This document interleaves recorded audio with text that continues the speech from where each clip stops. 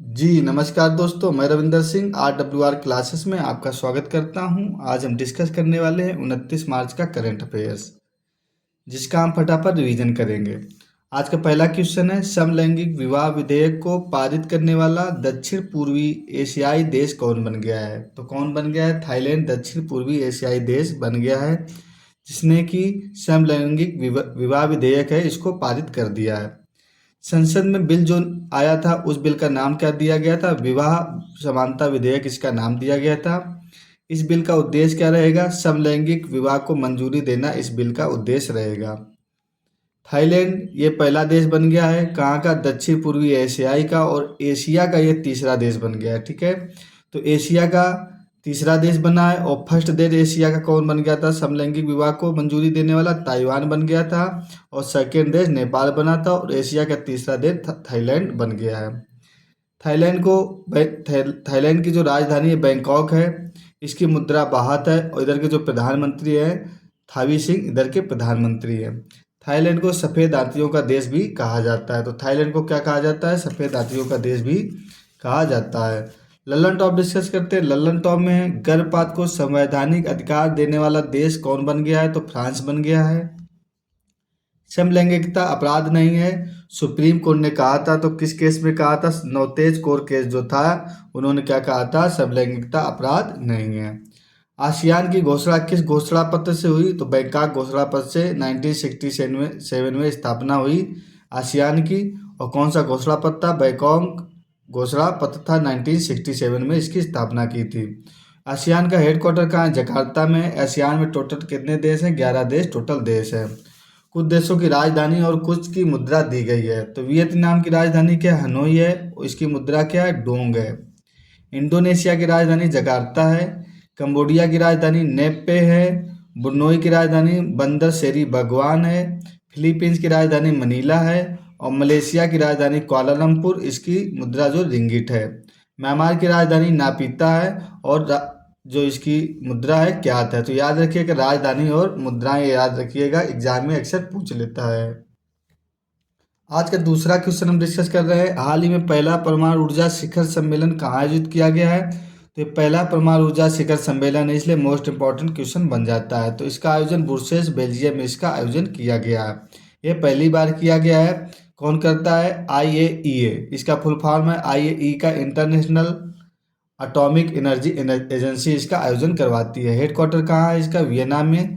Vienna कहाँ पड़ता है? ऑस्ट्रिया की राजधानी वियना में इसका IAEA का हेडक्वार्टर है। इसका नारा क्या है? शांति के लिए नारा। शांति के लिए इसका नारा दिया गया। उद्देश्य क्या रहेगा? शुद्ध शून्य कार्बन उत्सर्जन इसका उद्देश्य रहेगा। जो परमाणु ऊर्जा शिखर सम्मेलन होगा इसका उद्देश्य क्या है? शुद्ध शून्य कार्बन उत्सर्जन।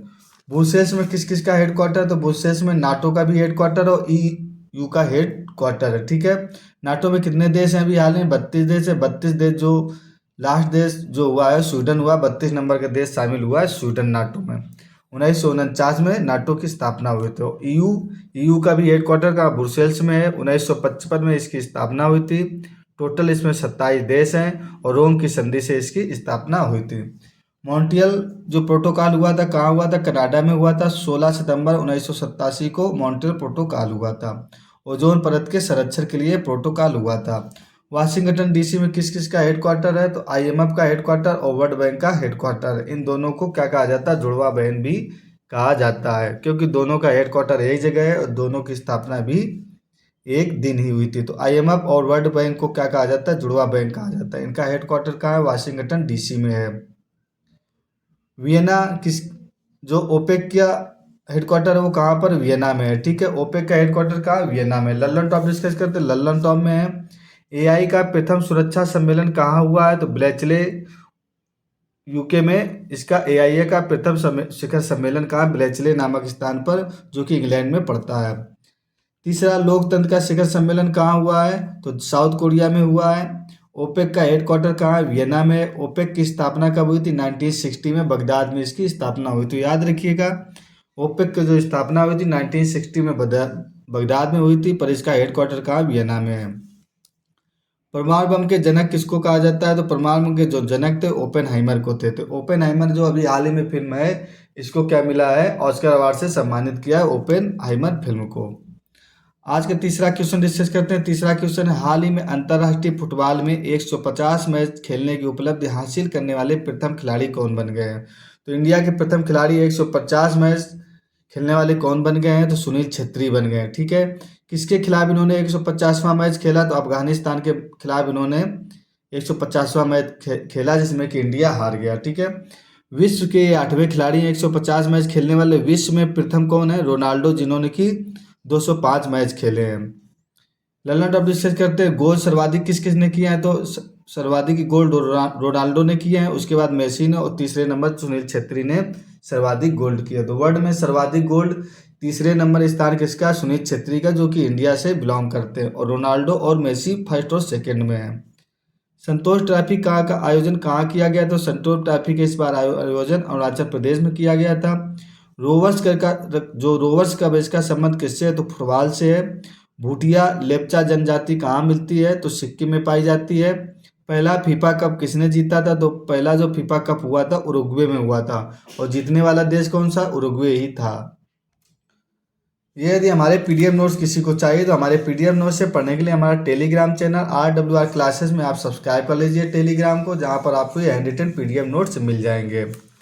हाल ही में फार्मास्यूटिकल कंपनी अगुम द्वारा लॉन्च किया गया स्वदेशी हाइड्रोक्यूसीरिया ओरल सस्पेंशन का संबंध किससे है? तो हाइड्रोक्यूसीरिया ओरल जो है, इसका संबंध किससे है?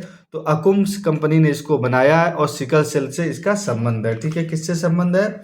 सिकल सेल जो बीमारी है, इससे इसका संबंध है। अकुम्स कंपनी जो दिल्ली की है, इसको इसने बनाया। क्या होगा? बच्चों के उपचार के लिए तैयार किया गया है, स्वदेशी है, मतलब इंडिया की बनी हुई है। कीमत इसकी होगी 1%, जो यदि 100 रुपये कीमत है विश्व में इसकी, तो 1% इसकी कीमत 1 रुपये कीमत रहने वाली है। मतलब विश्व की कीमत की 1% कीमत रहने वाली है। कमरे के तापमान पर इसको रखा जाता है, मतलब इसको कमरे के तापमान में भी रख सकते हैं, रेफ्रिजरेटर की आवश्यकता नहीं है। इस फार्मास्यूटिकल कंपनी ने बनाया है हाइड्रोक्यूसी यूरिया ओरल, जो है इसको इसमें कमरे के तापमान पर रख सकते हैं। लल्लन टॉप डिस्कस करते हैं। लल्लन टॉप में हैविश्योर वैक्सीन जो है किससे संबंधित है? हेपेटाइटिस ए से संबंधित है। सर्वावैक्स वैक्सीन सर्वाइकल कैंसर से संबंधित है। साइरोग हीमोफोलिया कहते हैं, साइरोग को क्या कहते हैं? हीमोफीलिया कहा जाता है। सिकल सेल एनीमिया का उन्मूलन वर्ष कौन है? 2047 तक सिकल सेल एनीमिया का उन्मूलन वर्ष रखा गया है। आईपीएल का सर्वाधिक स्कोर किसने बनाया? तो कौन सी टीम ने आईपीएल का सर्वाधिक स्कोर बना दिया? हैदराबाद टीम ने आईपीएल का सर्वाधिक स्कोर बना दिया है। अब तक का 227 रन इसने टोटल बनाए। मुंबई और हैदराबाद के बीच मैच होना था, दोनों मैचों में कुल मिलाकर 533 रन बनाए गए, ये भी सर्वाधिक स्कोर है। इसमें टोटल छक्के कितने? 38 छक्के दोनों मैचों में लगे हैं, जो भी वो भी सर्वाधिक है। ललन टॉप डिस्कस करते हैं। ललन टॉप में आईपीएल 2024 का सबसे महंगा खिलाड़ी कौन है? मिशेल स्टार्क है, जिसको कि केकेआर टीम ने खरीदा है 24.75 करोड़ में।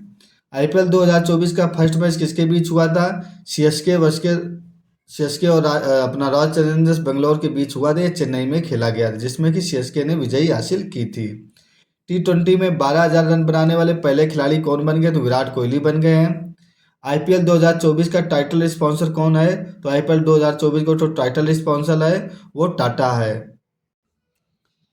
हाल ही में चर्चा में रही फ्रांसिस स्कॉट ब्रिज ढहने की घटना कहाँ हुई? तो ये क्या हुआ? एक ब्रिज ढह गया, फ्रांसिस स्टॉक ब्रिज। तो ये घटना कहाँ हुई है? मेरीलैंड प्रांत है, कहाँ? यूएसए का प्रांत है। और कौन सी जगह? बाल्टीमोर नामक स्थान पर क्या है ये घटना हुई? तो मेरीलैंड प्रांत के बाल्टीमोर स्थान पर यह घटना हुई, इसको याद रखिएगा। ब्रिज का नाम क्या था? फ्रांसिस स्टॉक ब्रिज था। ये उधर के बहुत फेमस सिंगर थे, इनको 1977 में ये ब्रिज बनाया गया था। जहाज कहाँ का था? सिंगापुर का ये जहाज था। इसके बाद क्या हुआ? जब ये घटना घट गई तो मेरीलैंड में आपातकालीन लग गया। तो हो सकता है एक क्वेश्चन बन सकता है कि हाल ही में जहाज टकराने से किस प्रांत में आपातकालीन लागू कर दिया गया? तो कहाँ लागू कर दिया? मेरीलैंड में, या मेरीलैंड प्लांट में बाल्टीमोर नामक स्थान पर आपातकालीन लागू कर दिया गया।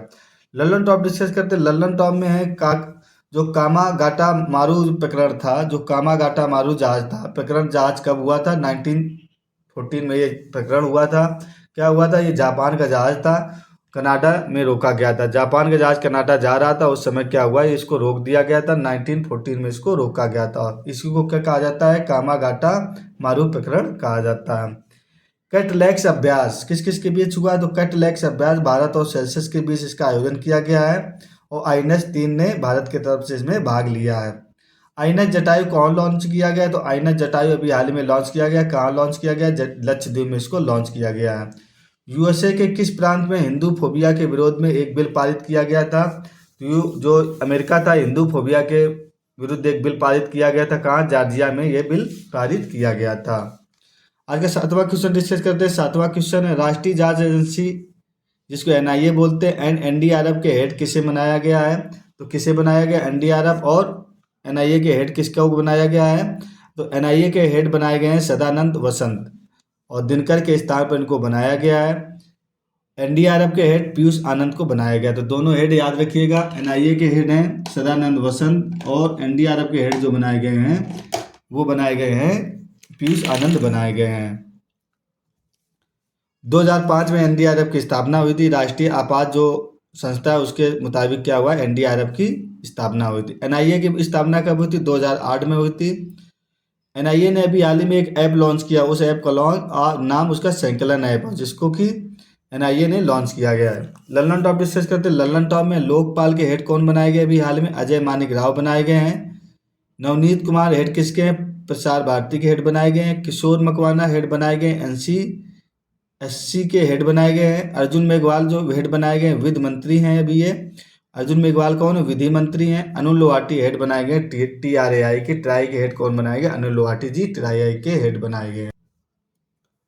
आज का 8वां क्वेश्चन डिस्कस करते हैं। 8वां क्वेश्चन, ILO रिपोर्ट के अनुसार भारत में कितने % शिक्षित बेरोजगारी युवा है? तो ILO ने एक रिपोर्ट हाल ही में शामिल की है, उसमें कितने % शिक्षित बेरोजगार युवा है? तो 65.7% क्या है? शिक्षित बेरोजगार युवा है। ILO का हेडक्वार्टर कहाँ है? जेनेवा में है, जिसकी स्थापना 1919 को हुई थी। 1919 में जेनेवा में इसकी ILO की स्थापना हुई थी। भारत रोजगार रिपोर्ट 2024 आई है। कौन सी रिपोर्ट है? 2024 की भारत रोजगार रिपोर्ट है। भारत के मुख्य आर्थिक सलाहकार कौन अभी हाल ही में है? अनंत नागेश्वर भारत के मुख्य आर्थिक सलाहकार है। आज का 9वां क्वेश्चन डिस्कस करते हैं। चर्चा में रहा सी विजिल ऐप का संबंध किससे है? तो मैंने कई बार बताया सी विजिलेंस जो ऐप है भारतीय चुनाव आयोग से इसका संबंध है। इसके हेड कौन है? राजीव कुमार इसके हेड है। स्थापना कब हुई थी भारतीय चुनाव आयोग की? 25 जनवरी 1950 की भारतीय चुनाव आयोग की स्थापना हुई थी। आर्टिकल 324 में इसका जिक्र किया गया है। इस बार जो चुनाव होने 7 चरण में लोकसभा के चुनाव हाल ही में अभी होने हैं। लल्लन टॉप में डिस्कस करते हैं। सक्षम ऐप, इनकोर ऐप, ये किसने लॉन्च किया है? इलेक्शन कमीशन ऑफ इंडिया ने इसको लॉन्च किया। नो योर कैंडिडेट ऐप भी इलेक्शन कमीशन ऑफ इंडिया ने लॉन्च किया है। तो याद रखिएगा, सक्षम ऐप, इनकोर ऐप और know your candidate election commission of India ने लॉन्च किया है। ई साक्षी ऐप किसने लॉन्च किया है? तो MP-LED के प्रशासन के लिए ई साक्षी ऐप लॉन्च किया गया है। आज का 10वां क्वेश्चन डिस्कस करते हैं जो कि हमारा लास्ट क्वेश्चन होगा। हाल ही में दिवंगत स्वामी स्मरणानंद का संबंध किससे है? तो हाल ही में स्वामी स्मरणानंद का क्या हो? निधन हो गया। इनका संबंध किससे है? तो रामकृष्ण मिशन के ये हेड थे। इसके अध्यक्ष किसके थे? रामकृष्ण मिशन के ये अध्यक्ष थे। स्थापना रामकृष्ण मिशन की कब हुई थी? 1897 में हुई थी। 1897 ईस्वी में रामकृष्ण मिशन की स्थापना हुई थी। किसने की थी? स्वामी विवेकानंद ने इसकी स्थापना की थी। जो रामकृष्ण मिशन सिद्धांत होता है वो कौन? अद्वैतवाद का सिद्धांत। रामकृष्ण मिशन कौन सा सिद्धांत होता है? अद्वैतवाद का सिद्धांत होता है। इसमें 4 योग शामिल है। 4 योग कौन से हैं रामकृष्ण मिशन के? ज्ञान योग, भक्ति योग और कर्म योग, राजयोग, ये 4 योग है। ज्ञान योग, भक्ति योग, कर्म योग और राजयोग। तो 4 सिद्धांत याद रखिएगा, एग्जाम में अक्सर पूछता है कि रामकृष्ण मिशन के 4 जो योग हैं वो कौन कौन से हैं? तो ज्ञान योग, भक्ति योग, कर्म योग और राजयोग है। लल्लन टॉप डिस्कस करते हैं जो आज के लल्लन टॉप में है। सत्यार्थ प्रकाश किसने लिखी है? सत्यार्थ प्रकाश पुस्तक है स्वामी दयानंद सरस्वती ने लिखी है। संवाद कौमुदी के लेखक कौन है? राजा राम मोहन राय हैं। प्रबुद्ध भारत के लेखक कौन थे? तो स्वामी विवेकानंद थे। इंपॉर्टेंट क्वेश्चन है, प्रबुद्ध भारत के लेखक कौन है? स्वामी विवेकानंद है। राजा राम मोहन राय को अकबर की उपाधि जो दी थी किसने दी थी? राजा राम मोहन राय को राजा की उपाधि किसने दी थी? तो राजा राम मोहन राय को राजा की उपाधि अकबर द्वितीय ने दी थी। किसने दी थी? अकबर द्वितीय ने राजा राम मोहन राय को राजा की उपाधि दी थी। ये हमारे PDF नोट्स पाने के लिए हमारा टेलीग्राम चैनल है RWR क्लासेस को सब्सक्राइब कर लीजिए, जहाँ पर आपको हैंड रिटन PDF नोट्स मिल जाएंगे। वीडियो अच्छा लगा हो तो लाइक और शेयर करना ना भूलें। Okay, thank you for watching.